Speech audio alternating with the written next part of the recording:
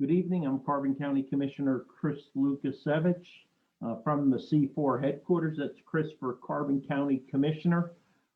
Thank you so much tonight for joining me here on Carbon Matters. It is a special edition in a couple ways. The first is the unfortunate way.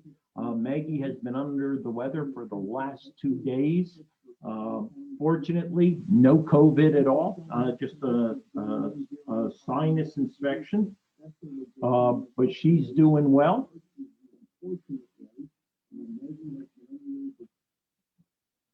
So I'm going to go ahead. I'm going to be running this show all by myself tonight. I suspect Maggie's going to chime in a little bit later, as she normally would. She's up there resting. The last 2 days have been pretty tough on her. So I'm glad she's going to get to have this opportunity to take a break. But again, you are just joining Carbon Matters live streaming. It's our opportunity over what's really going to be up to an hour, hour and a half, depending on how the conversations go with our two special guests.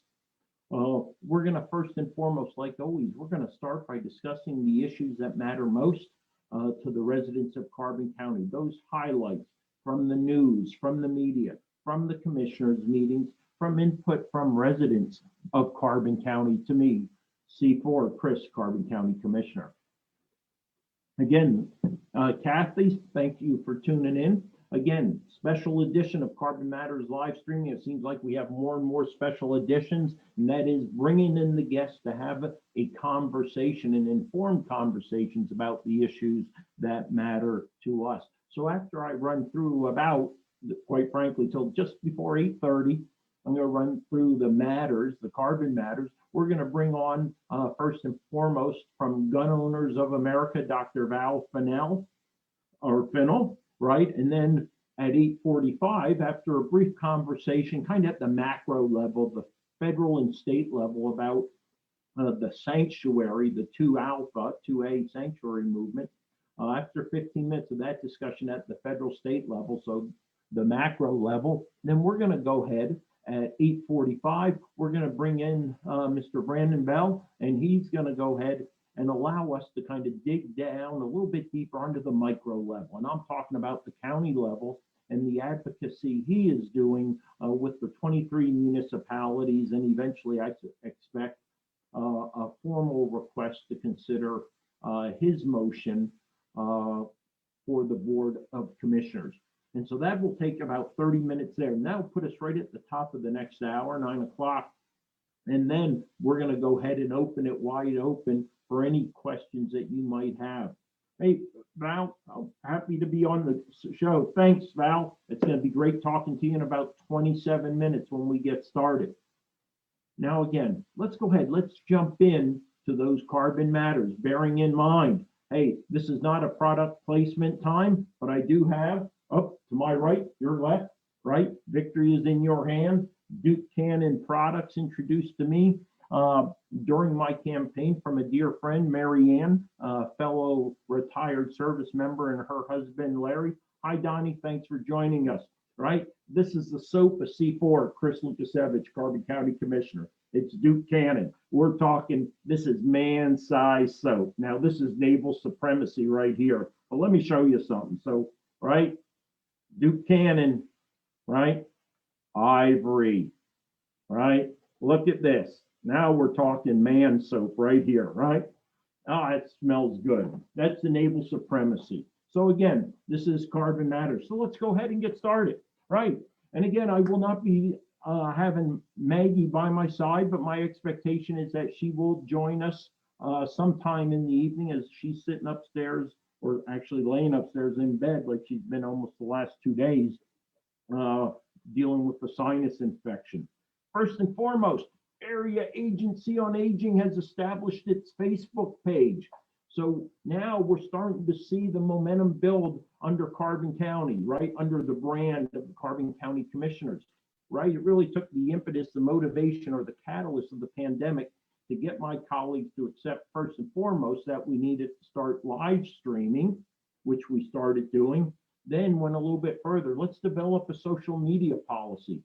Let's push information out to the residents of Carbon County. As I always like to say, less right to knows, more you already know. And that kind of lines up with last week's news media Sunshine Week, right? Sunshine wasn't about the beautiful weather we had. It was more about, right to know, transparency in government. And Facebook is one means that we can utilize to communicate to constituents, residents, service users in Carbon County. So the Area Agency on Aging joins the Veterans Affairs Office, run by Christine Leclerc, and then the GISRR Mapping Office with Director Jason Shellhammer. Those were the first two to step up to the plate. Expect to see emergency management and children and youth to kind of be the next two to go ahead and go on to Facebook. So congratulations to the Agency on Aging for the creation of their Facebook page, and it is a real active one. So if you're 60 or older, which is would confirm you as a senior citizen of Carbon County, or you have parents or grandparents or no friends who are in that age category, they want to keep up to date on issues, programs that are specific to them, that's where you want to be. And talking about the Agency on Aging, real important, all of the senior centers will be opening on 5 April. So we're just a couple weeks away from them reopening. Obviously, the Carbon County Community Transit, which is now CT, Carbon Transit, is going to be running full on also. So they'll be able to get seniors safely to and from the senior centers if you're not out there driving. But the senior centers, right there it is, senior centers reopening, set to reopen in Carbon County. So that's great. Keep in mind, this is Carbon Matters, and we always start kind of with the light topics, nothing controversial, nothing that's going to create any problems or get people in a crazy mood or anything like that. No, that's not where we start here, right? We start with the soft stuff, and then we build up over the next, what's going to be about 23 more minutes before we bring in our two guests, Dr. Val Finnell and Mr. Brendan Bell, who's going to discuss with me and discuss with you Second Amendment sanctuary and the movement that's taken place at the federal, state level, and all the way down to our county level. I did see, I'm a big fan of the Carbon County Fair. I did see that they had a sale. Now, unfortunately, this just occurred, I believe it was 2 weekends ago. It was kind of a fundraiser for the fair. The fair normally is growing up. Of course, we had it where the Lehighton High School is now. What a great, great location. Pretty close to the center of the county, offset a little bit to the west and south. But what a great fairground. But I've always enjoyed the Lehighton or Carbon County Fair. And so glad to see them out raising money to continue that proud tradition, one that unfortunately had to be circumvented and not held this past August because of COVID. So if you're just joining me, hi Shelly, hi Brian. Thank you for joining me. This is Carbon Matters live streaming. Normally sitting right beside me, always on camera, is my co-host, the love of my life, Maggie. She has a sinus infection. And in regards to that, I want to tell you, she did a telemedicine call with LVHN. Incredible.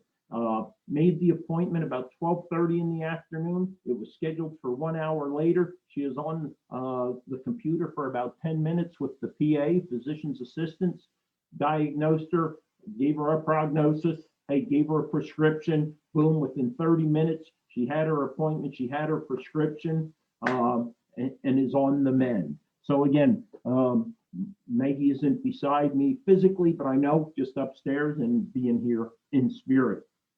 Well, here it was just a couple weeks, right? Read Across America Day. Read Across America has always featured the books and readings of Dr. Seuss. My son Taylor, who Maggie taught to read, grew up on Dr. Seuss and learned to read, leveraging the Dr. Seuss books. Created an outcry even here in Carbon County. We saw a lot of concern about 6 of the books that the Seuss family, or, I'm saying Dr. Seuss, we know that's not the doctor's real name, right?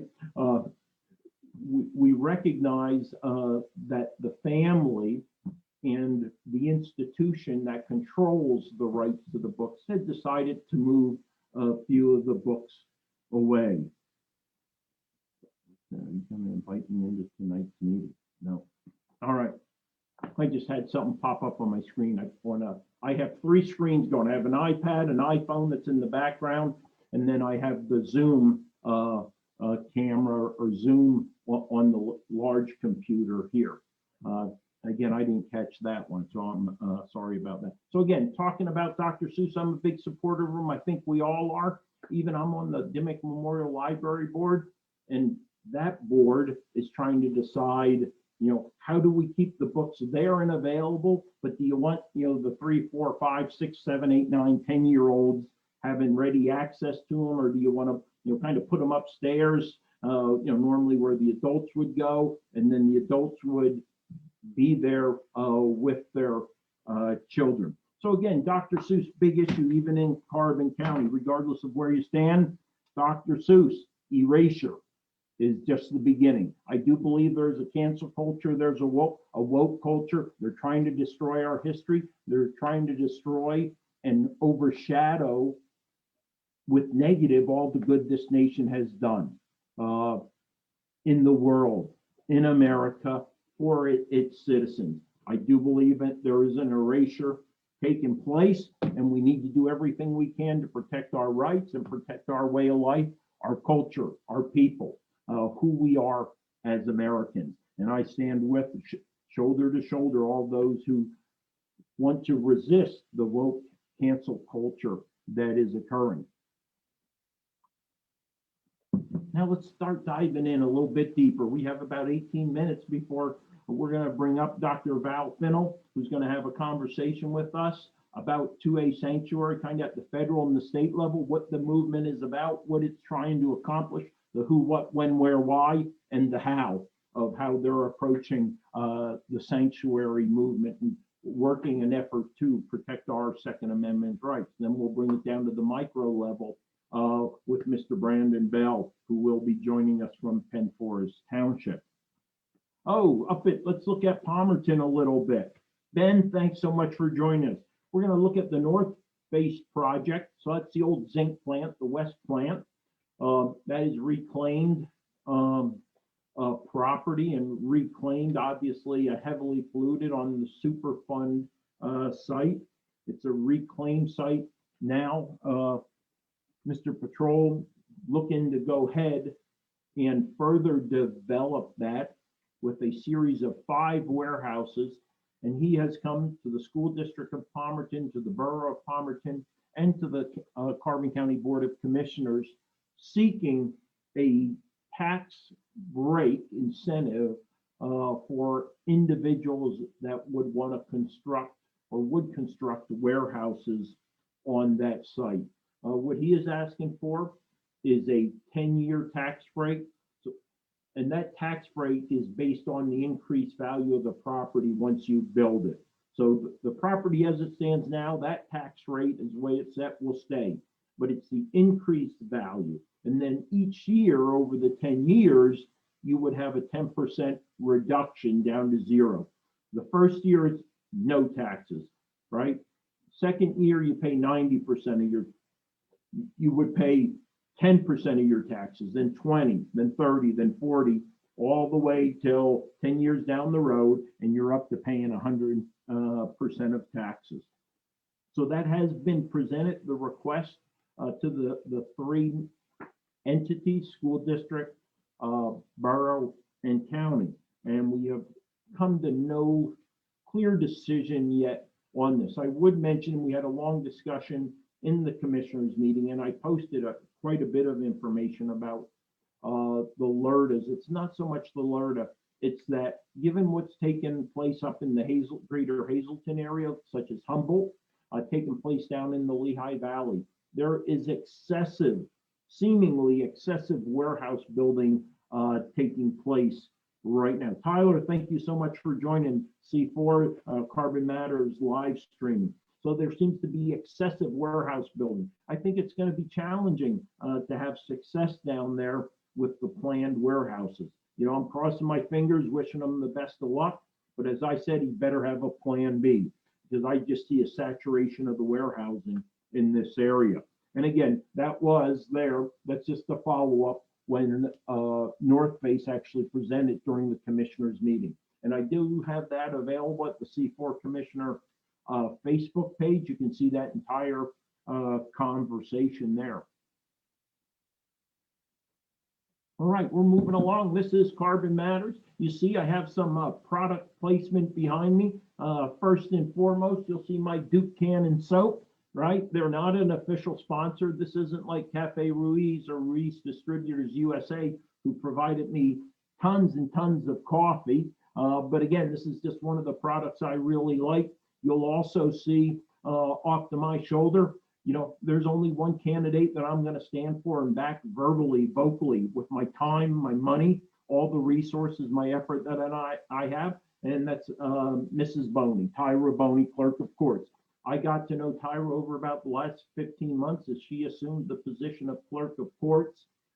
I listened to her research, her analysis, her vision, her ability to take a very challenging office. I think us in Carbon County you're well aware of, that had the scandal with the former Clerk of Courts, retired, had an interim individual in there kind of filling the gap, right? And then Tyra won the election the same year I was elected, and has been Clerk of Courts now for about 15 months, and truly, objectively, do an incredible job. And tomorrow I'm going to be posting really about a 5 to 8 minute presentation that Tyra gave at the Board of Commissioners meeting today. And you're going to say, this woman, man, she is in charge. She's taking charge. Her and her team are just making a difference in Carbon County. And when I see a person who's making a difference, I'm going to support them 110%. I'm not going to be ashamed. I'm not going to be embarrassed. I'm just going to drive on with them and help them get across the finish line in this primary. So I want you also to consider, make sure you're an informed voter, know the issues, know the candidates, vote wisely. And we're going to talk about that in a little bit. Hey, what we learned from COVID-19, we just had the quote unquote 1 year anniversary of COVID-19, or the lockdown of it. And what's been going on there? What did Chris Lukasevich have to say about it? I'll tell you what, we, like most people, weren't ready for it. Now, we do have a continuity of operations plan, but it is actually too macro. It's kind of at the county level in the emergency management. But the individual departments, row offices, they really had no plan. They weren't prepared. And I will tell you, it wouldn't have been the pandemic. It could have been a fire. It could have been a flood. It could have been anything that forced the evacuation of our buildings, 76 Susquehanna, the courthouse, the administration building. Would have been soup sandwich. But I'll tell you what, so we stumbled hard at the beginning, trying to understand how we could leverage technology for telework, right? And things got better over time. I think a lot of great lessons learned. So that was one of my first points that I made to the Times News on the anniversary. I think one of the really positives was the COVID-19 county focus group. Every 2 weeks, over 25 entities, school districts, tourism, economic development, the hospitals, human services come together virtually for about an hour and discuss issues, concerns, best practices, provide situational awareness. So everyone is sharing information and understanding what's going on in the county and how we can better support each other. That has been a great opportunity, forum in which to meet and share ideas. That was a positive. Let me see. The county block program, right? Well over what, between $4 and $5 million that we gave out to a couple hundred eligible entities, businesses, nonprofits. That ran, for the most part, there's always going to be little hiccups, like clockwork. It was transparent. The spreadsheet was online. You knew who was asking for what. You knew who was getting what. You knew who voted for them. You know who recused himself or abstained from voting because of a potential conflict of interest. I mean, to me, that was the highlight of COVID, or let's say, our response to it. And I also have to say, we did a great job managing Mock Chunk Lake Park, right? Those of you who had the opportunity to be out there, it was wonderful. Adam, thanks for joining us. Kathy, good to see you online also. This is Carbon Matters live streaming. In just 10 minutes from now, we're going to bring on Dr. Val Finnell, and we're going to start talking 2A sanctuary. You might notice my left appendage on the lefty is more or less missing, and I'm talking about the love of my life and my normal co-host, Maggie. She's under the weather here for the last 2 days. No COVID, got the negative, just a sinus infection. So she's upstairs, on the prescription drugs, doing a little bit of recovery. So I'm on the helm all by myself. Dang, those commissioners can't speak at a damn hearing, right? There it is, right? We all love that joke. Wasn't that Vacation, right? The damn tour, right? So the Republican majority of the House of Representatives, the PA House of Representatives, had a hearing on the reevaluation study being conducted by the U.S. Army Corps of Engineers at the behest primarily of New York City. New York City would like to have 15% of the water of Francis C. Walter Dam reserved for their use in situations where there's low water. So drought situations. What they say they want to use that water for is to help push back the ocean as it comes up the Hudson, right? Because Delaware, that feeds in, right? And the whole thought is that they don't want that pushing too far up because of the damage it will do. And I'm sure they have a water systems intakes and that along there. And so by forcing more water down, you prevent water, right, from salt water, right, moving up into the river, right? That brackish water as it's referred to. But remember that 15% of water, where's it going to come from, right? It's going to come from what we would need in those same dire situations. Now you say, well, don't they have a bunch of reservoirs for New York City? Absolutely. They're wasting a lot of water. We know that's true. Their infrastructure is in terrible shape. But I kind of said it's more like a sleight of hand, right? Because if they don't have to use 15% of their water to push back brackish water, right? What they're going to do is take 15% of our water, push back brackish water, and use all their reservoir water for drinking, normal day-to-day life activities. And we're going to be 15% short. So they're saying it's just to push back, but it's really for consumption, either directly or indirectly. But we couldn't speak at the damn hearing, but we did one. We submitted our testimony in writing. We read it, all three of us, Rocky, Wayne, and I, we all read it at the commissioners' meeting, right? And of course, Carbon opposed the dam proposal. That is, any modification to the current operational plan, which includes how they determine when they're going to release water and how much water is released. Because we know tourism could be hurt, not could be hurt, it would likely be hurt. Any notable and probably even small adjustment to the current plan that's in place. All right, so we got about 6 minutes before we're going to switch topics a little bit from general, but I do want to say for those from Luzerne County who are turning in, happy anniversary. What am I referring to? 10 years of home rule, right? They've just reached that point. I'm a big advocate for home rule. Watch out in late 21, early 22, when my main effort shifts from many of the things I do to boom, promoting home rule in Carbon County. So the framers in Luzerne were assessing that. So again, instead of the 3 county commissioner form of government, county code, right? You have a council of 7, 9, or 11 part-time commissioners with the chief executive. So for me, it's more like a business. You have a CEO or a COO, right? Chief Executive Officer or Chief Operating Officer, and then you have a board, right? And that board kind of gives guidance to the COO, CEO, how to run that organization. And that's kind of the organizational leadership structure. But a lot of positive to home rule. You'll see it often playing in behind me. Let me see if I can get that show back up. Hold on. Let's see if we can get that going here. We're getting ready to take that down, aren't we? All right, let's see. trying to get my slideshow back up here. I don't know what, I shouldn't mess with things when they're working, right? So those are my time. Let's see, here we go, come on. All right, we'll leave that one up for now.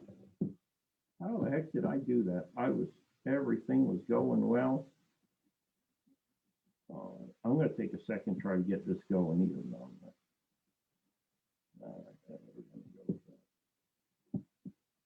all right, we're going to leave that right there because those two gentlemen are coming up here shortly. So what did the founding fathers of the charter for home rule say in Luzerne? I wasn't in total agreement with everything in the charter, Morelli said, but I supported it at the end of the day because it's better.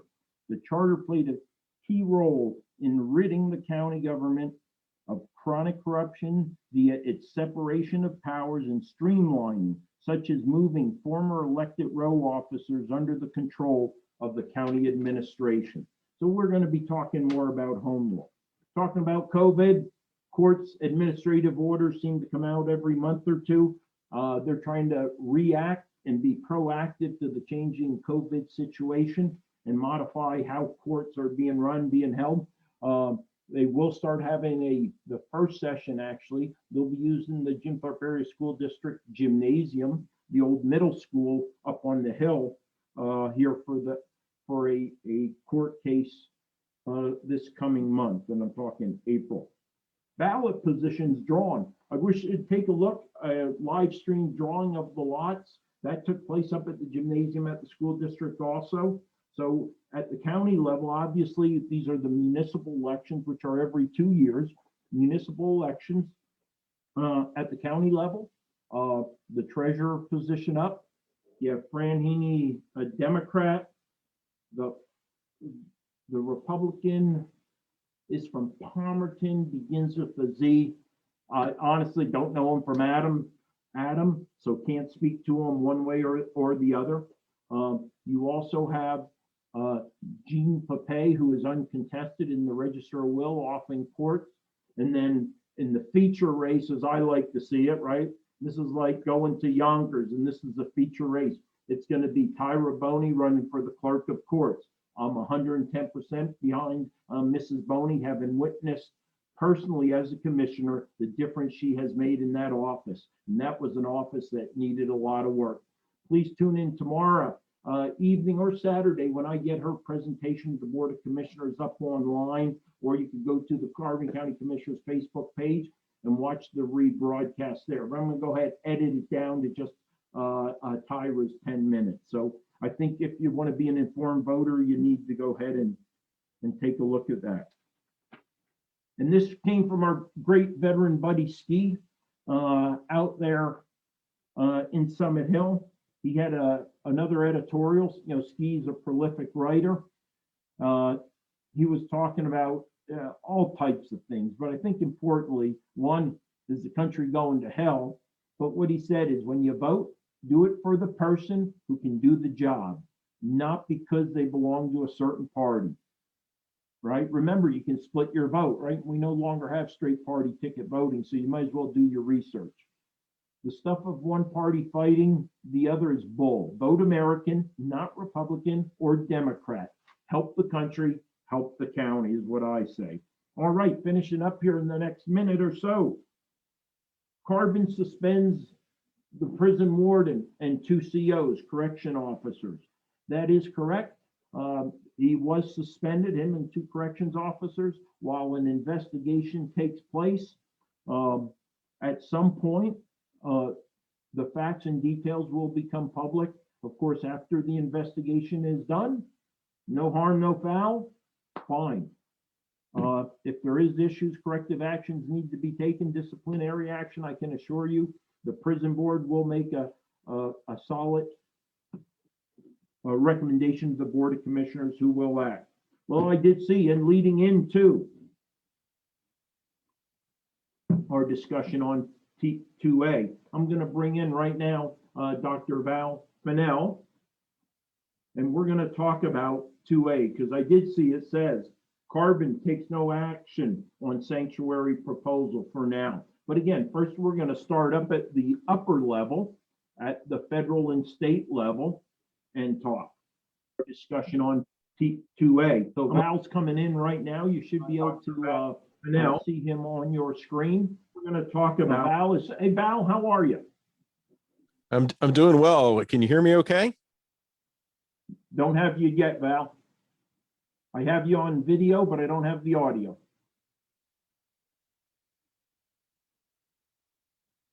Yeah. You can't hear me on audio? Hold on. Let me get my volume up. I have you on video, but I don't have the audio. You should be able to hear me. I don't know. Loud and clear. We're golden now, Val. Okay. All right. Because I'm checking my levels and everything. So yeah. So you can hear me. Yeah. Hey, Val, we need to start out light here. What mic are you using? I'm using a Shure SM7B microphone. Okay. All right. Well, that sounds great. Yeah, this microphone was used by Michael Jackson. Not this model was used by Michael Jackson to record Thriller. Well, I'm using a Blue Yeti. That's what I normally use here. Yep. And so that's what I'm going to be talking on. Val, thank you so much for You're welcome. joining me here tonight. I appreciate you taking about 30 minutes to have a conversation, and then any questions that might pop up. Sure thing.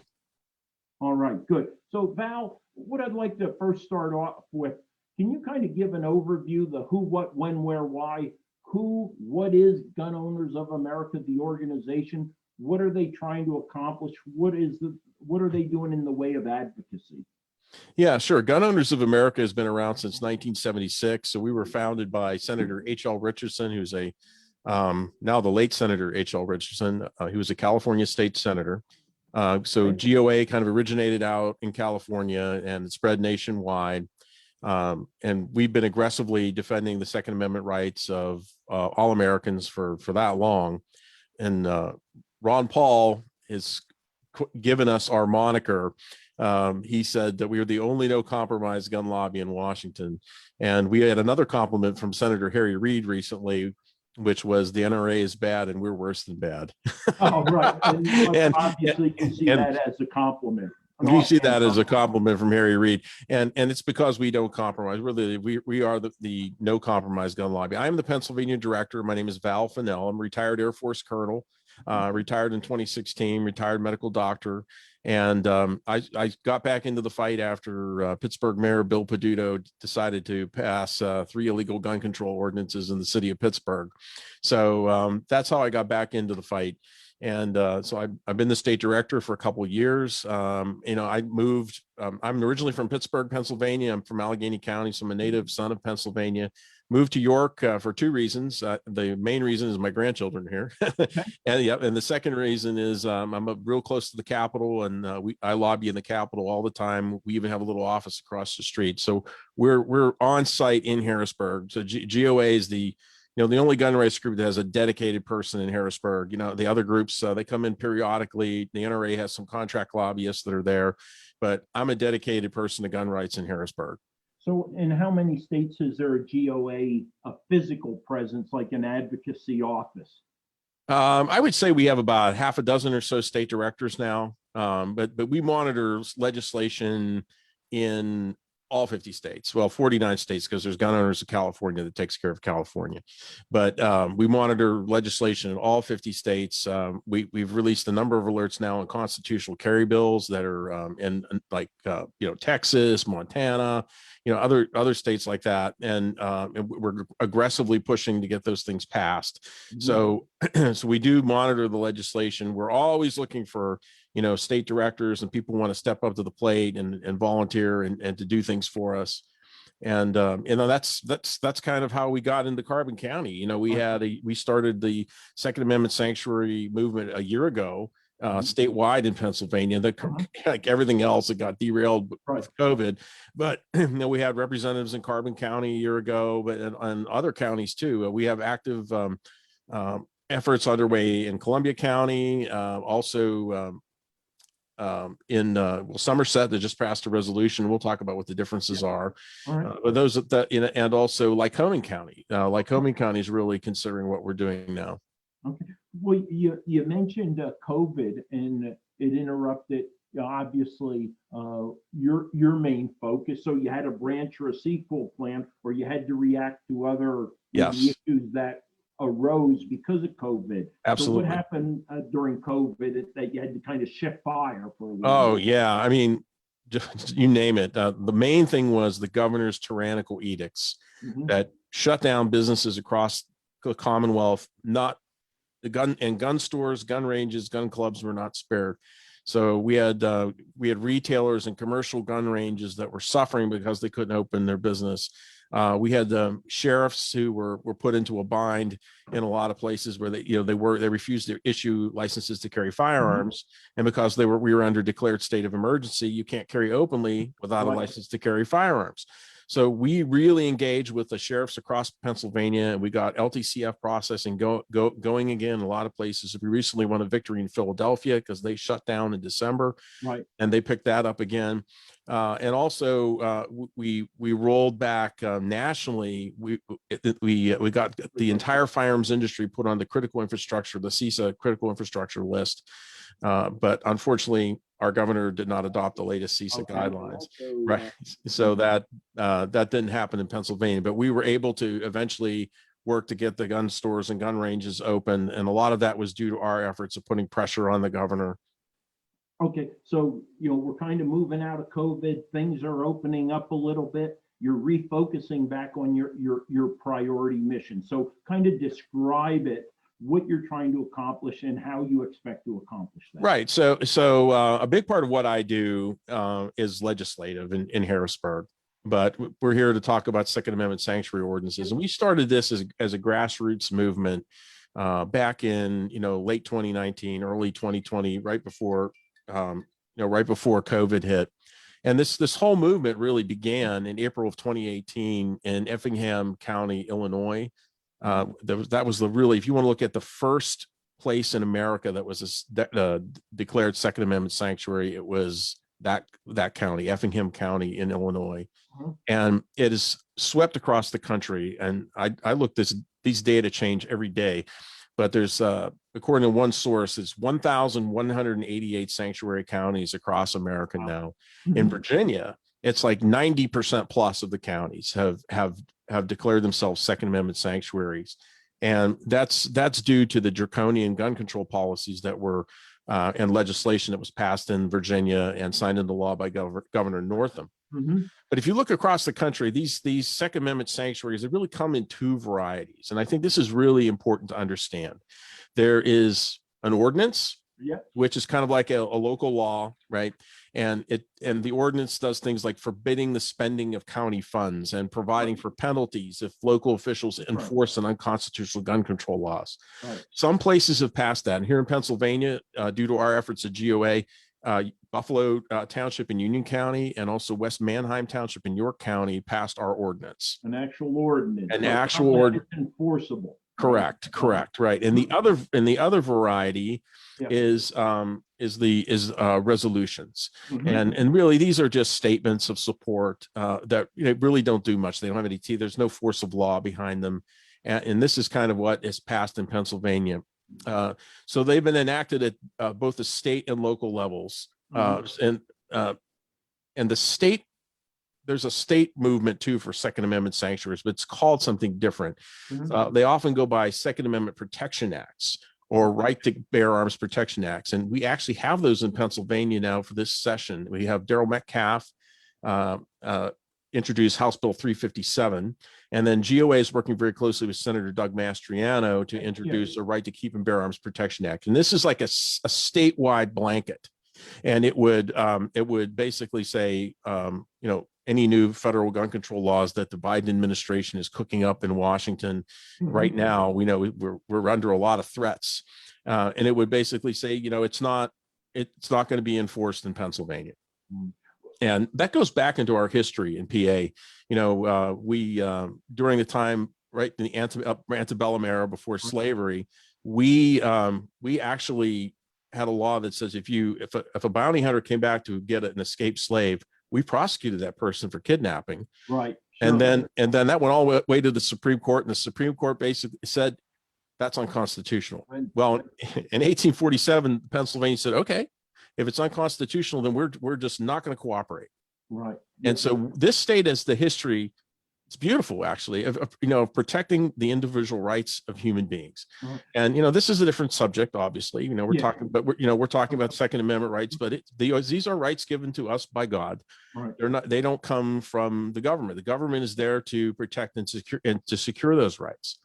So so we built our state law. Senator Mastriano is putting in based. Went back and looked at that 1847 law and put a lot of aspects into it. Right. But if you want to, going back to the township and the local levels, right. We have 14 counties now in Pennsylvania that have passed, all have passed resolutions. Remember those two varieties, resolutions and ordinances. So 14 counties. Interrupt. So you're seeing the resolution as more symbolic. Correct. Right. But yes. Do you see value in symbolism? Well, there's value in the sense that it is a declaration and it is a statement of purpose. Yeah. But it doesn't really do anything. When the rubber meets the road, and if it's going to come down to, and here's why I think enacting an ordinance is very important at the local level. Right. Our governor, even though we're going to push these statewide things, right, our statewide bills, our governor will veto these. Right. So So it may come down to, I don't want to think about this, but it may come down to our counties, our local officials and their police departments under their jurisdiction saying, enough's enough. We're not going to enforce this. Just kind of like the Colorado sheriffs took a stand against the magazine bans in Colorado and said, we're not going to enforce these laws. Do you believe that the counties and let's say the sheriffs, who actually, that's a row office, and they're yep. really officers of the court. Yep. They have the ability to determine what is constitutional and what is not, to make a legal call on what is appropriate to enforce or not. Absolutely, because because as you and I have taken an oath to the Constitution of the United States, and they do too as constitutional officers, and it happens all the time. They were attorney general say, I'm not going to enforce this because I do not believe it's constitutional. It happened in Virginia after the Obama administration in 2012 and the National Defense Authorization Act. Right. There was something in there that suspended habeas corpus. Mm-hmm. And the entire state legislature said, the entire Democrats and Republicans, we're not going to enforce this in the state of Virginia. It's the same concept. And the attorney generals of that state, even though I don't agree personally, it was like the Defense of Marriage Act. They refused to enforce certain things. Mm-hmm. The state, so these constitutional officers have a duty, because they swore a duty to God. If they really believe that these things are not constitutional, they don't enforce it. And if we really subscribe to the doctrine of judicial supremacy, and it's like, well, the courts finally decide everything, then why not just put in our oath of office? Then I do solemnly swear that I will support and defend the Constitution of the United States against all enemies, to foreign and domestic, unless the court tells me otherwise. Right. I mean, but here's the problem. Look at what the Ninth Circuit just decided yesterday. Yeah, well, anything out of the Ninth Circuit is far left, then we tend to question those of us who have conservative values, right? Right, and our history in Pennsylvania in 1847, it's like the Supreme Court said, the Fugitive Slave Act, it takes precedence, and Pennsylvania's law, which protected human beings and arrested slave bounty hunters for kidnapping. They said our law was unconstitutional, and then we refused to cooperate. We made our own decision and said, this is not how we understand the rights given to us by God. Mm-hmm. But I mean, so that's kind of it. And so the count really, it changes. It's like 14 counties, 6 boroughs, and 9 townships. And those are the ones that passed resolutions. And then I gave you the 2 that passed the ordinances. But we really believe the ordinance is the better way to go, because it does send a stronger message. You talked about symbolism. Yeah. I think if just on a symbolic level, it sends a stronger message than a resolution, because it has teeth. It shows that there's real intent to do something, such as it prohibits expenditures of funds and forbids the enforcement of certain laws, right? And so it actually does something. And the penalties that we have listed is what is permitted for a county under state law. I mean, it's like 10 days in jail and a fine or something like that. It's in there. and I don't need to tell people, I already said it, the Biden administration and Congress are really driving anti-gun bills like HR 8, HR 1446. GOA is fighting to keep that at bay, and Well, hopefully. Val, and it's not only you who are fighting. And what I'd like to do is bring in another self-described fighter, both a veteran and an advocate here in Carbon County. Let me bring him in too, have a little bit of conversation to them. Then we'll meld the three of us together Sure. and take it to the next level. Okay. Right. Okay. Let's go ahead and bring in Brandon Bell Certainly. from Forest Township. So he should be working as well. Hey, Brandon, how are you? We know you're connecting their audio, waiting for your. Can you see me? We have a photo of you. You got your photo there. Okay. Start. Okay.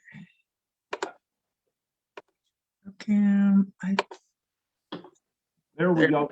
Brandon, hey, thank you so much for joining us. I know you're just a few miles up the road from me right now, but again, I appreciate you coming in this forum to have a conversation. Brandon, as I know you were listening and kind of watching as I started talking to Val, and I was trying to keep it initially kind of, the who, what, when, where, why, the 5 W's, and a little bit of the how, the federal and state level, overall what GOA was advocating for, and their efforts to include here in Pennsylvania. And Val did a really good job of highlighting their efforts across the country and the inroads that they're starting to make or have been making in Pennsylvania. A little bit of a slowdown, lost some traction with COVID, but now that momentum is starting to pick back up. And I'm going to tell you, in this part of northeastern Pennsylvania and Carbon County, you have been the catalyst for a movement here. And I'd like to talk to you for about 10, 12 minutes,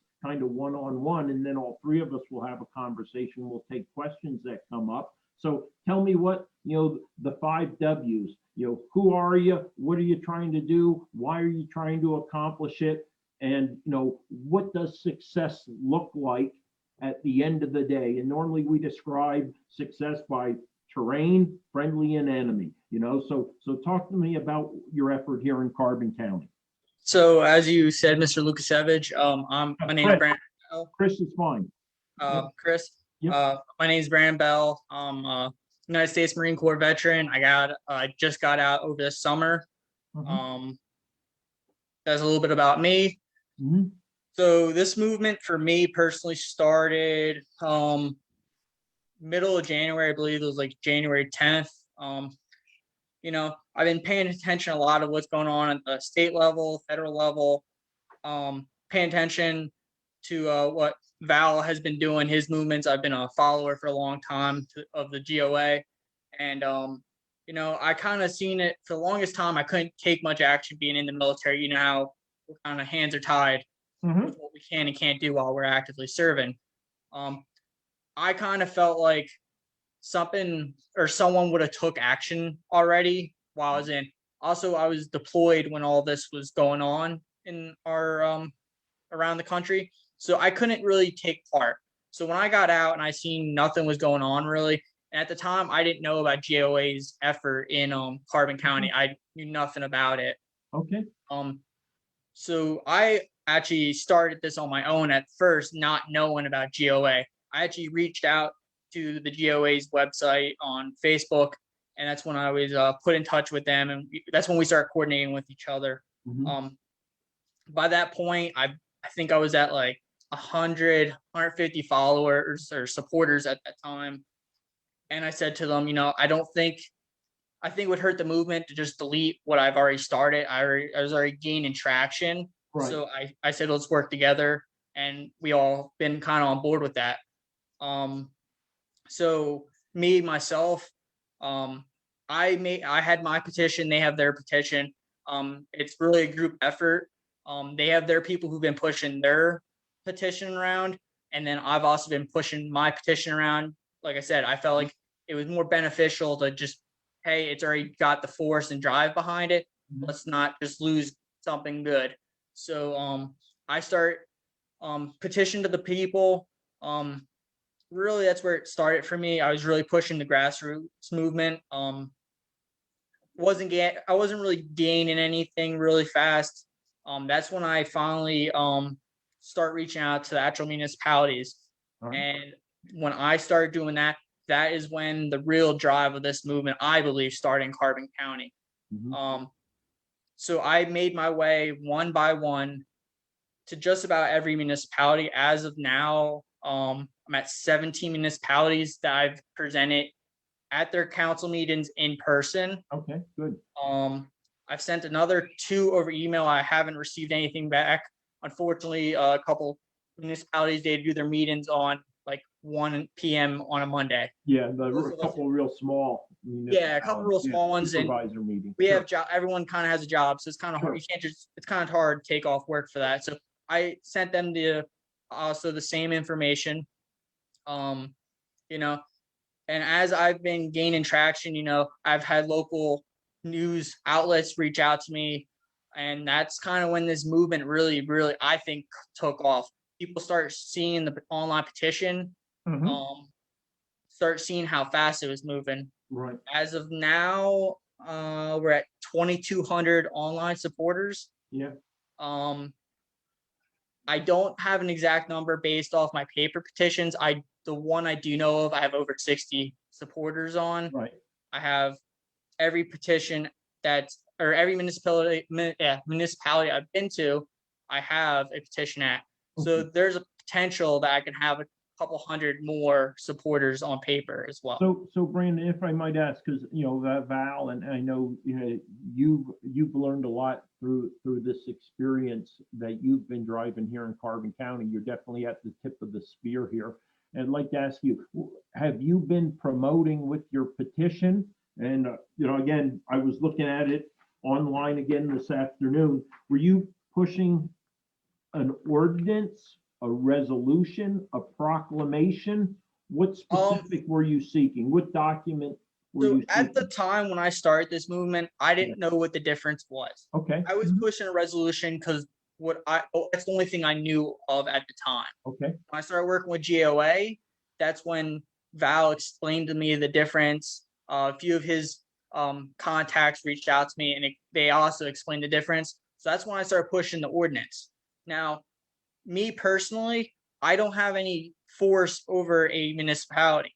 So I give them the ordinance, and that's what I'm striving for. But if they want to pass a resolution, I can't stop them. I'm just the individual presenting to the people. So for me, I see it as any action that's taken right now is a step in the right direction. It may just not be the direction we're quite looking for yet. Right. And there's always room to grow on a resolution the way I see it. If someone passed a resolution and it's well supported, the odds of an ordinance being pushed can go over just the same results. So Right. I leave that kind of on the municipality themselves. I don't supply a resolution. So a lot of them have been going off of Bowmanstown. They were the first to pass the resolution. Mhm. So everyone's kind of been piggybacking off Bowmanstown. Palmerton adopted it, Mhm. Lansford adopted it, and Franklin Township adopted it. Okay. And do you have any sense of additional ones that are going to adopt? As of now, I know Perryville is very looking forward to it. I just was at their meeting recently, and everyone was on board with it. The mayor, their whole council was pretty much on board with it. There were citizens there that were in support of it. Okay. So I have a very strong feeling Perryville will be on. From what I've been hearing, Penn Forest Township is looking. They will likely adopt. Right. They're a very strong resource, especially with population wise. There's a lot of support. They do. So Brandon, let me ask you, what are you hearing from those who oppose your movement at the county municipal level? What are you hearing in the way of like opposition, or what are their points of contention with what you're trying to do? The biggest points I've been seeing and hearing about is more misconception. They don't quite understand what it is. And a lot of it, and I've made it known on a lot of my interviews that I've had, is they kind of see this, it's a Wild West scenario. We're not going to enforce any gun laws, and, we're going to scare away the tourists, or we're going to become a very unsafe area because the gun owners are going to be this lawless force around here. That's kind of the big one that I see. I do see the occasional domestic violence or domestic abuse kind of get brought up occasionally. Someone says, well, I was threatened with a gun. If you take these laws out, I could have been killed, or along those lines. And I always reiterate that it doesn't protect someone who breaks the law with a gun. Right. Okay. It only strengthens the Constitution, what we were given our rights as. It only strengthens that.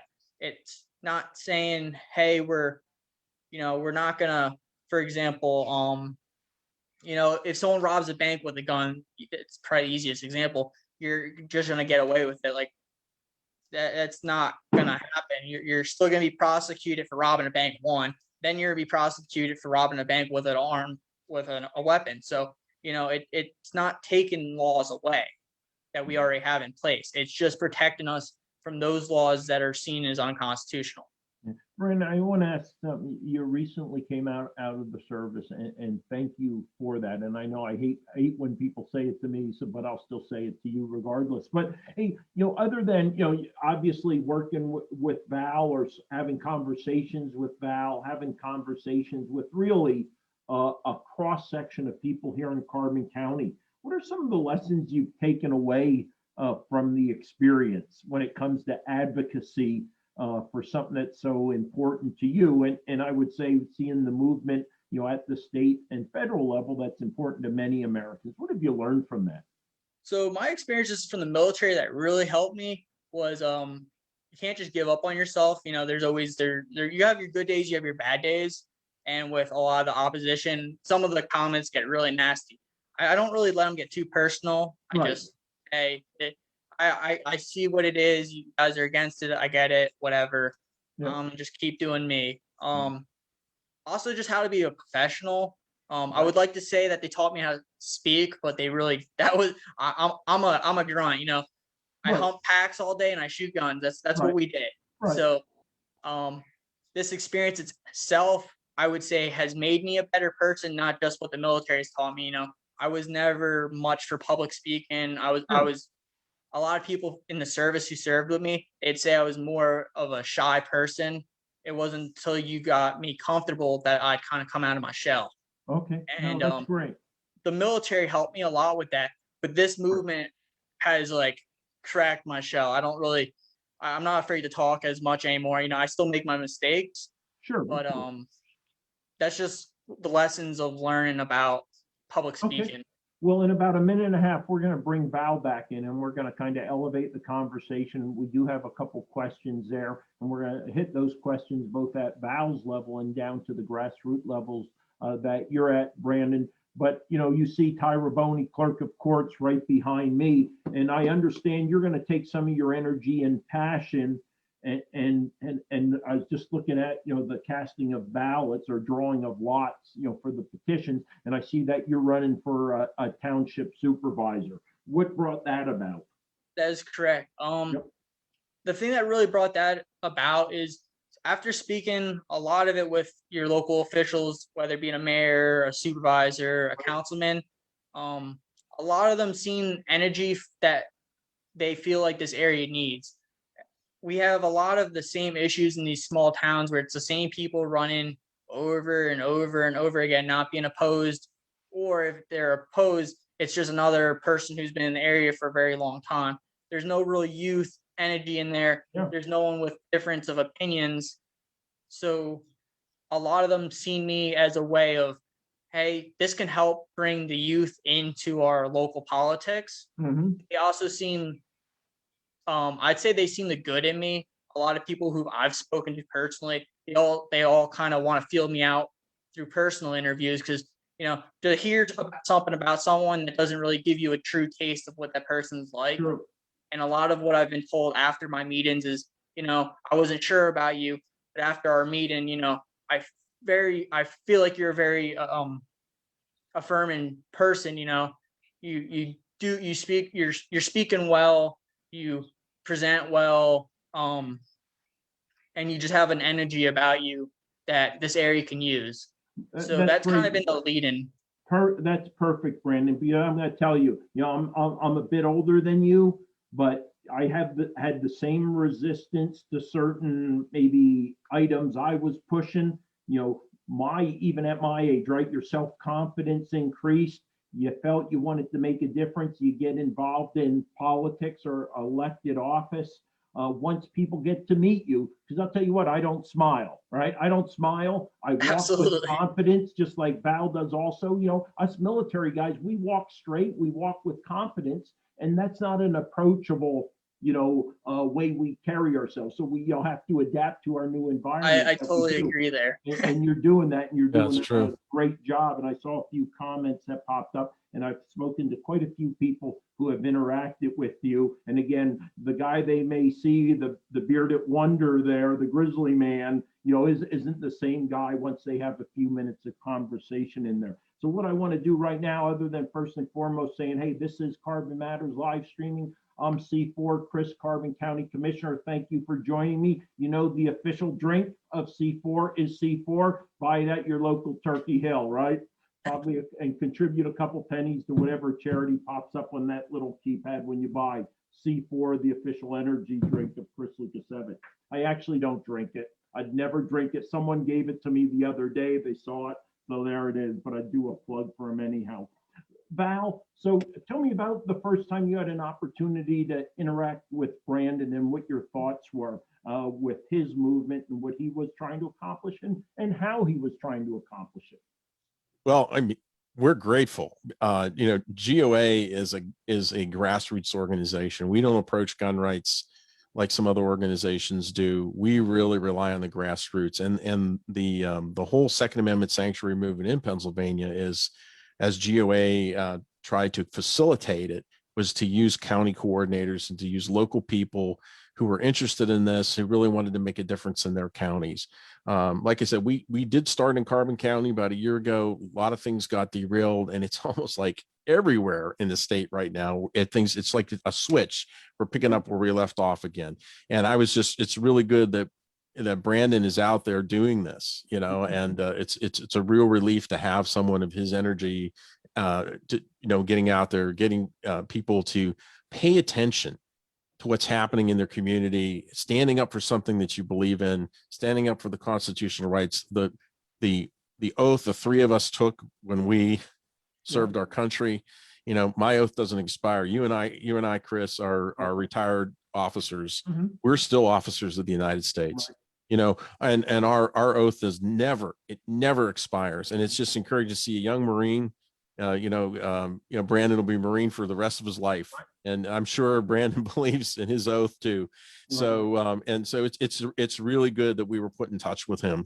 All right, Val, you mentioned something about kind of the strength, and Diane had a question. Diane Dietrich Fisher asked, how strong is this statewide, this movement? How do you assess it? The movement was very strong back in February of 2020, March of 2020. And of course we had the COVID. And I think what happened was this, back in December of 2019, Bradford County passed a resolution. Mm-hmm. And I know we talked about this on the phone. And that gave the counties a way to do something very easy, rather than wrestle with the ordinance. Uh-huh. And so they kind of fell like dominoes, and so we had COVID, everything was put on hold, and now it's picking up again, and now they're falling like dominoes with the resolution. So it was very strong in certain areas. Particularly, we have very strong movement in Bedford County. Lycoming County was extremely strong. Somerset County was extremely strong. But then again, if there's an easy way out, politicians take it. Yeah, that's interesting. So I'm going to jump on that. I'm going to say I'm actually not going to segue. I'm going to stay on that, but I am going to jump to Brandon real quick. Brandon, you've obviously seen momentum building in Carbon County, unquestionably. But how strong do you think the movement is? Or, do you expect to have 15 of 23 municipalities, and then number 4 would be the county? Or or I mean, what are you kind of seeing or think you can kind of get? I see the movement. It's very strong. I think 15 would be a very reasonable number. A lot of it has been the municipalities have all been watching each other. So it's kind of like who wants to make the move, who wants to make that move. And now that there's a couple that are actually taking it, I have others that have reached out to me, and I have councilmen who are like, hey, we seen so and so just passed this. I think for our next meeting, we'll put it up for vote. So I do suspect within the next month, that's when you're going to see for April, I suspect that's when you're going to see a lot of them start rolling over. Yeah, we were really strong in Fayette County too.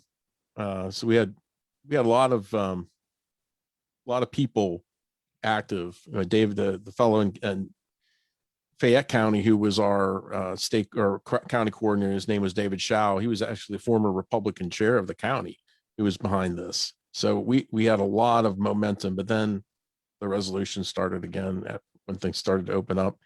So we're just going to keep pushing forward with it and see what happens.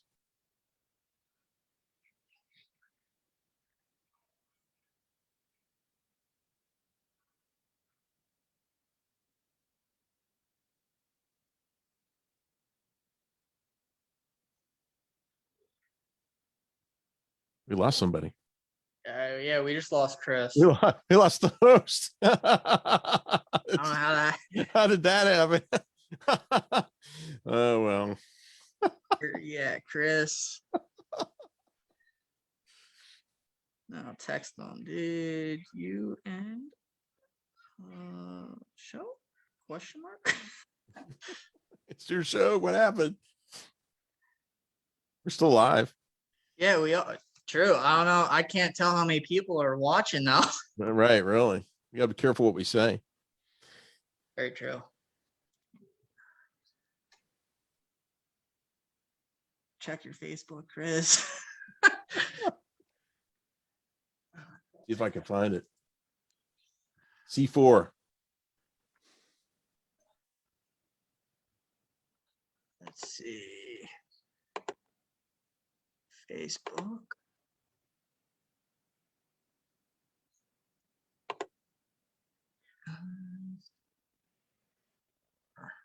There he is. I'm just looking at me right now. Yeah, I have my We lost Chris, but we've got the show. We can talk about whatever we would like. I'm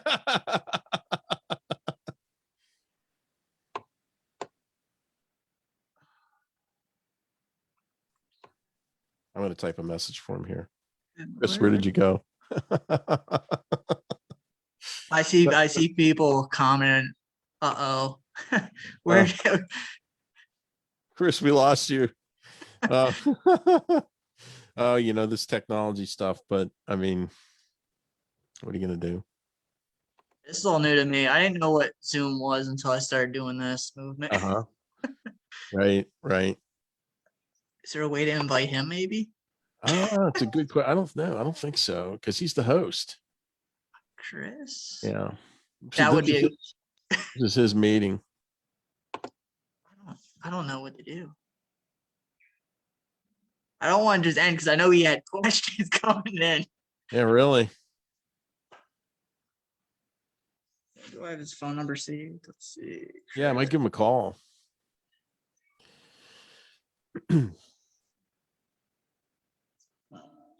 Yeah, we had a lot of good folks out there, in the movement all over the state. David Shaw in Fayette County. We had Marcus Sterco in Somerset. Somerset just passed a resolution. We had a big push for Somerset County to adopt the ordinance. We sent an email to all the supporters. And hey, did you get back? He's on the phone right now. Did your computer die or something? No, the power went out down here. Oh, that'll do it. I'll be right back on. Okay, we're still on. We'll wait. All right, I'll be right in. Right. Yeah. So, Mark Casterco, and he owns a gun store in Somerset. And he was a retired police officer. He helped us in Somerset. Sudar was on state committee, state Republican committee. She helped us in Somerset. Dan Harnish in Bedford County was our fire breathing dragon. We had a huge response in Bedford County. And again, the county adopted an ordinance. This was a year ago. I mean, talk about literally thousands of people. We had thousands of people. Here, Chris is back, it looks like. Hey, Chris, are you there? Hey, how you guys doing? Can you hear me now? Yeah, Yep, we we hear can you. see your political photo too. Oh yeah. Hold on. Let me. What I'm Your going to official do. I'm gonna photo. get.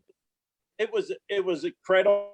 The power went out. As a matter of fact, it was only out for about 4 seconds, and I could start to hear our generator was picking up, and then boom. So Yeah. I'm going to go back up and I'm going to get it. Right now, I'm on my iPad, but I'm going to log back into the computer because the streaming is still going. So we're going to go ahead and continue as I fire up here. Now, the problem is I'm not going to be able to see any comments if they pop up, but if you see any, be more than happy. Feel free to go ahead and respond to them. Let me go ahead and get into gallery view here. All right, here we go. So let's go ahead, keep this going. I hate the angle there. I see that. All right. Let's see if I can do a 180 here with my screen. Get everything set. All right, it's a little bit better.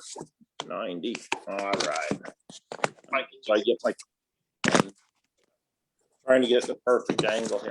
All right, that's good enough for now. All right, so let's go ahead. Let's go back to conversation. We were talking about the strength of the movement. Brandon, you said it looks pretty strong in Carbon County. 15 is kind of an objective. Would like to do better than that. Absolutely. But Val had hit on a couple of points a couple times about the weakness of a resolution. I believe it was Tyler who's on the line asked, what do I think is the probability or the possibility of an ordinance being passed in Carbon County, specifically an ordinance? I think it's going to be tough.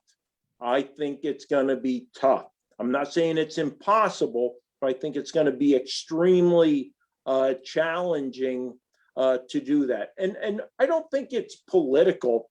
I think it's probably more about trying to weigh what is ultimately in the best interest of all the citizens of Carbon County. Brandon, I know I said this to you probably a couple times. Commissioners don't run the county; they run county government, right? Absolutely. And that is a big difference. So with saying that, I'm going to turn that over to Val. Val, you know what? It doesn't matter how I vote as a commissioner, be it a resolution or really an ordinance, because, I control with my two fellow commissioners under the county code of 3 commissioners here. Again, we don't have home rule here. We control about 400 employees and about 10 buildings, which they work in. So beyond that, other than writing an ordinance to say you're going to pay $1 to park in our county lot, I really don't have much, gravitas to make a difference. So what do you say? Well, Pennsylvania is kind of a unique place, and it differs county by county. And at least, the things that are under your control, if you pass an ordinance, the ordinance will forbid any county funds to be used for the enforcement of unconstitutional laws, whether that's through the sheriff's department. It also, municipalities could follow your lead, and if they have police departments in their municipalities, there's that.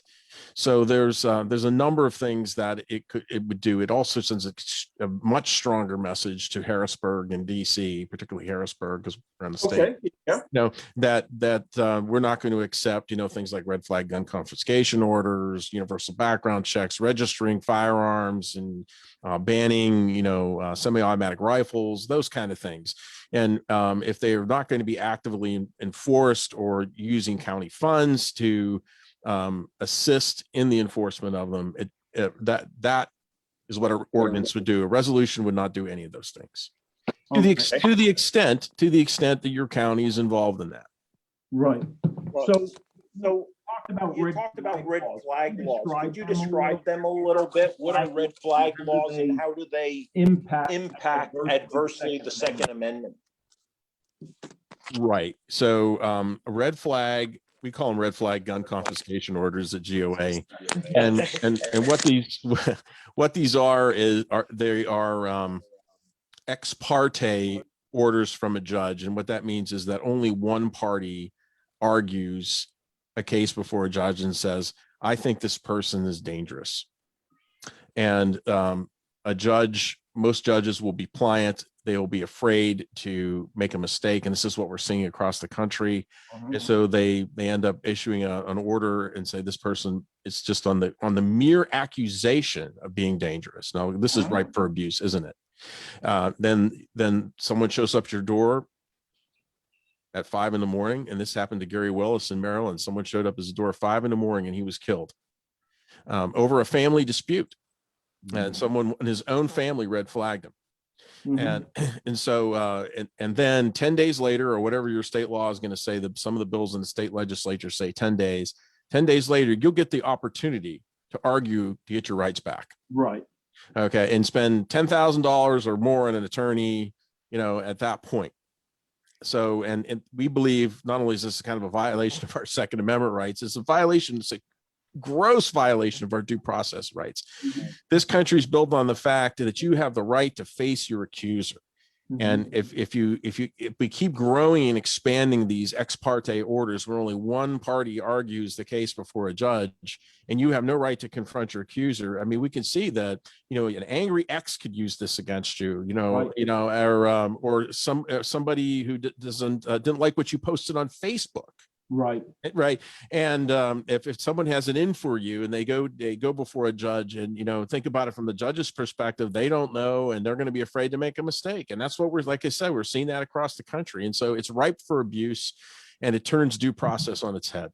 Right. So Brandon, let me ask you a kind of a contemporary event, and how that impacts what we're talking about is momentum. You just had the shooting in Atlanta, and you had the shooting in Boulder, Colorado. How do you think that impacts your movement here in Carbon County? Is that going to take a lot of steam out of there because there's going to be increased hesitation, Brandon?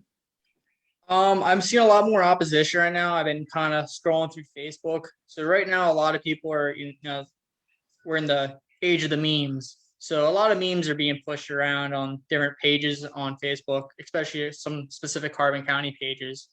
And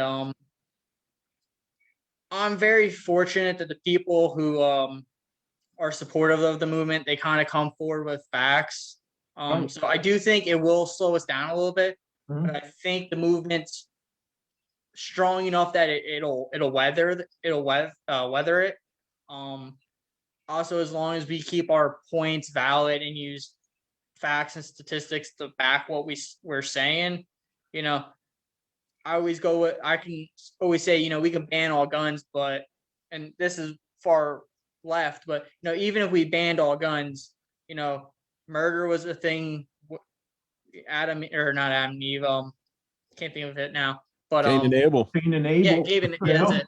David and Goliath. I mean, exactly. So, we don't need guns to murder someone. Murder's always been inherent in human history. So to say, let's just get rid of all the guns, which is far-fetched, that it'll just solve all our issues, far more people are killed by knives and hammers than by firearms. So, it kind of goes back and forth. I'm hoping, the movement keeps pushing forward, but, I think we'll weather it. It's just, we got to be very careful how we word things coming from our side of things. Val, so you at the state and federal level, you may or may not see things differently. Is this a time when, again, this is great being around two military brothers, because I can say things like, is this the time to take a military pause or a tactical pause, take a knee, again, a respectful knee, not like the knees we see people taking these days. Is this the time to take a tactical pause, or is this the time to keep pushing on to the objective? No, press on to the objective. Here's why. Because if you back off, it's a preemptive surrender. Yeah. And we know preemptive surrenders don't work in military scenarios. Appeasement does not work. You could check World War II history on that, as you're well aware of. Yeah. No. So we don't want to do that. And what we do is we present the facts, and we say these are what the facts are. The actions of criminals do not affect my rights. I've never seen a firearm yet. I have a bunch of them. I've never seen any one of them crawl out of the closet or out of my gun safe and commit a crime. Right. Okay. And so anybody who owns a firearm, the person who uses a firearm, that's the person who's responsible when they commit a crime. And, blaming the gun, whatever it is. Now, the latest thing from our AG, our crusading attorney general, is ghost guns. Woo, scary, right? 100%. Unfinished receivers. He writes an opinion that says the 80% lowers are a firearm, which is in clear violation of the law. And it got struck down on injunction was made by Judge Brobson. And, this is, we're seeing these egregious assaults. So no preemptive surrender. Okay. So speaking about, you kind of talk about law and interpretation of laws, making laws. So in Pennsylvania specifically, because Phil made a mention about lots of legislative moves being made to keep an eye on. Are there a couple in Pennsylvania that folks who are strong 2A advocates should be concerned about right now? Right. So on the anti-gun side, of looking at bills, the ones that I think would have the greatest chance of passing are, of course, red flags, which we just talked about. And right now it's the unfinished receivers, the 3D printed firearms, the scary ghost guns, right? From the Attorney General, which is SB 413, SB 414, and the House equivalents. So those are the ones I think would probably have the highest threat. Then it's on my radar. There are probably 40 plus anti-gun bills at this point that have been filed. On the pro-gun side, on the things that we're pushing at GOA very strongly is constitutional carry. Yeah. Hey, we have in spite of what the Ninth Circuit says, we have a constitutional right to carry. So what does the state do? It turns around, it takes it right away from you, and it sells it back to you for $20 every 5 years. Right. And we're talking about quote unquote concealed carry. Right. Constitutional We've already carry. had that right. Strengthening the firearms preemption laws to stop Jim Kenney's in Philadelphia and Bill Peduto's in Pittsburgh. That's the second one. And then, like I just mentioned, the Right to Keep and Bear Arms Protection Act from Mastriano, and then the House bill from Metcalf, which is to basically put a stop to anything the Biden administration may push down our throats. Okay. So there is some, definitely some legislation out there that is alarming, continues to be alarming. Yes. And individuals need to be, always alert for what's coming down the pike. Val, when you had conversations or interactions with Brandon, what was your guidance and counsel to him based upon your experience, working at the state and then the federal level on this issue? My guidance would always be, and I think I mentioned this to him, is ask for what you want. Right up for you always ask for what you want. You don't settle up front for something different and compromise up front, and that wouldn't be a compromise anyway. As long as we're moving gun rights incrementally in the right direction, we're not compromising. We're advancing our rights. Mm-hmm. But, so that means asking for the ordinance. Don't accept the answer that you'll get because of the pushback from township solicitors or county solicitors that can't do this. We have to do the resolution. Well, no. Push for the ordinance. Mm-hmm. and see where the chips fall. We get the grassroots involved and then push it. That's how we approach things at GOA. We tell the Harrisburg legislators, here's what we want. Right. And you shoot for the moon, hoping for to get to the mountain, but you're always moving in the correct direction. What we don't want to do is compromise the other way. We never try to make a bad bill better. That's horrendous because you're losing right from the start. Right. So have a strong bill up front, go in heavy. And if sometimes you might lose some things through the legislative process, just like you go in with an ordinance, it may be watered down a little bit and you still may get an ordinance. Right. So, it's like Karl von Clausewitz says, always attack. Even in defending attack, you always, and the best defense is always a good offense. Mm-hmm. Even though we have anti-gun bills, we always want to have a pro-gun bill, and we want to push it. So it puts the other side on defense if we're pushing something hard, because if you're only playing defense, eventually you're gonna lose. Nobody wins a purely defensive war. So that's it. Yeah. Brandon, is there a timeline as part of your overall strategy? Is this time driven? Is it event driven? I mean, when do you know you succeeded? I'd say it's a little bit of both. I wasn't sure too much on time in the beginning. Like I said, when you and me first spoke, Mhm. I set a very conservative goal on my first week. I said I wanted 50 supporters. Mhm. I didn't know how this movement would take off. Yep.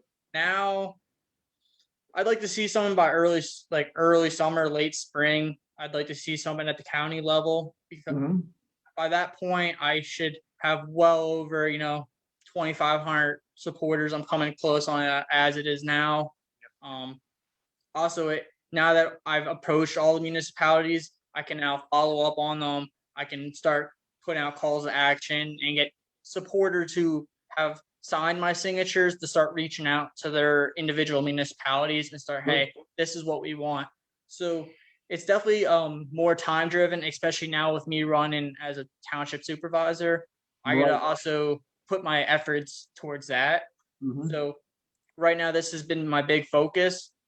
But now that I'm kind of at the point where I covered most of the county, I can start having the people more involved instead of just me involved. Right. And I will tell you, as someone who ran for office, and again, so driving a different train, that's aspirational, because there's no one who's going to be as passionate about this issue, Brandon, as you are. And I'm going to tell you, if you want to be successful, you're going to be both the tip of the spear and you're going to be the shaft, right? You're going to be Absolutely. driving it. You're going to be, multi-rolling.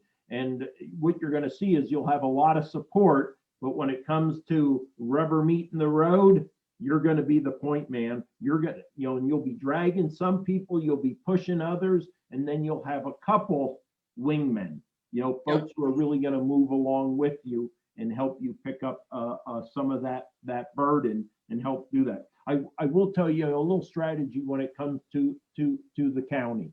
And I know we are going to welcome you just like we'd welcome any citizen who comes before the Board of Commissioners. While there is no restriction at this time for individuals to be physically present at the meeting, we're still kind of sensitive to it and prefer that, public comments are presented by 9 a.m. via email or phone call and stuff like that. The way things are going in the next month or two, things are going to start opening up. And I would just say, when you decide it's time to come to the Board of Commissioners, ensure it's the time when you can comfortably come and you'd be comfortably welcomed in person, because that's where you're going to have the impact with your personality, your ability to speak clearly, concisely, completely, make your point. The interaction face to face, with the three commissioners is just going to be so much more effective. So I think again, again, we say tactical patience, right, is going to help you achieve a strategic effect. So don't rush it. I think you're moving along real well. And I am telling you, my fellow commissioners, we do talk about it, about the movement, and in recognition that at some point, just like every municipality, we will be approached and we will have to make a decision on the best interest of the residents of Carbon County that we represent and all the interests that we represent. Because I hear, well, if you do a 2A ordinance, sanctuary ordinance, and that's one thing, no one's likes the sanctuary term. I understand where it comes from and why it was adopted, let's say, but everyone seems to be really sensitive to that word. We think about, illegal immigration in sanctuary cities and stuff like that, but be prepared to come. You are going to be welcomed. Serious consideration is going to be given. We are going to meet with the good doctor also and have a conversation with him. And part of that is wanting to be able to make an informed decision. We've had well over 100 folks who have emailed us so far at the county in regards to that issue. Overwhelming support. I'm talking, of 105 or so, I would say 100, maybe just shy of that, fully support some type of action by the Board of Commissioners or supporting the effort from outside county residents, and a handful who are opposed to it. But at the end of the day, we're all going to have to make, a judgment, an informed decision, and the good doctor there is going to help us do that when we have a conversation with him also. Val, a closing comment from you now that we're at the 21:30 hour here. Yeah. We're going to play taps and. Oh yeah. Well, here's a question. And I did about 2 years on David Month Air Force Base at the, really? 20th Tactical. I was a CPX helping them do exercises. I had to do something before I went overseas for a year, so I needed a job coming out of my master's program. So they're at DM and stuff like that. But I am going to ask you a question. You talk TAP. I don't know, Brandon, you're another one. What is the longest bugle call that the Army uses? Any idea? And it's played after taps, actually. All right, tattoo. Tattoo. It goes on and on and on. I know retreat's pretty long. Yeah, it is. Yeah, but it's tattoo. Yeah. Anyway, so go ahead. Over to you, Val, for the last minute, and then I'll give 30 seconds, a minute to Brandon, and then we'll wrap it up. First of all, Chris, thank you for the opportunity to come on to your show. I really greatly appreciate it. Yep. Again, GOA is here to protect the Second Amendment rights of all Pennsylvanians, Carbon County, to everybody. And if people are interested in GOA, they can go to our state website is pennsylvania.gunowners.org, and you can see what we're doing in the state legislature. And then our national website is gunowners.org. And, you could sign up for our email list there. It's free, and we'll keep you informed of what's happening all across the state. Thank you again. Good. Okay, Brandon, over to you. And I will say, Val, I know you did post it online also. Yep. Right, great. Go ahead, Brandon, over to you for a closing comment. Well, I just want to say thank you, Chris, for having me. Thanks, Dr. Val. Yep. It's good as always. I look forward to April when we have our COG meeting. I look forward to actually speaking in front of most of the municipalities. Also, that's right. So, great, fantastic. I'm looking forward to Val's expertise when it comes to the solicitors. That's going to be the big help, I'm thinking. We're going to have attorneys there too from GOA. Okay, so we're going to have a full house that night. Yep. Yeah. Well, so this is interesting. The plan is to do that virtual. Is that correct? Okay, I believe so. That's great. We just did have our COG meeting. We actually had a home rule discussion this past one. I think it's great. We're just really a month from seeing you guys again. That's the Council of Governments. I will let you know, we do live stream those on the Carbon County Commissioners Facebook page. So that's another opportunity to, again, push it out from the Carbon County Commissioners Facebook page to other groups, all over literally the world, or groups and pages that you belong to. So we do, because that is a public meeting. The Council of Governments is a public meeting. So again, we do live stream it. I am the Carbon County Board of Commissioners representative to that. So I look forward to seeing you guys a month from now. I know Val will be having a conversation here shortly. I think prior to that, actually. That's right. We'll be having a conversation, and we really look forward to kind of becoming better informed and educated on your advocacy and that of Gun Owners of America. So good night to Val, good night to Brandon, good night to everyone who joined us. I will be going back through the comments tonight and tomorrow. If we missed anything, I would ask that Brandon and Val do likewise, and they can respond directly back into this feed also. So again, good night. This was Chris Lukasevich, Carbon County Commissioner. This was Carbon Matters. Look forward to seeing you in about 4 weeks, where we'll have a special guest as we roll into elections. I will tell you, on 13 May, Tyra Boney's going to be here with Maggie and I as we talk about the Clerk of Courts, and I will be posting her presentation to the Board of Commissioners later today. Have a good night. Thank you guys so much. Out here. Good night. Out here.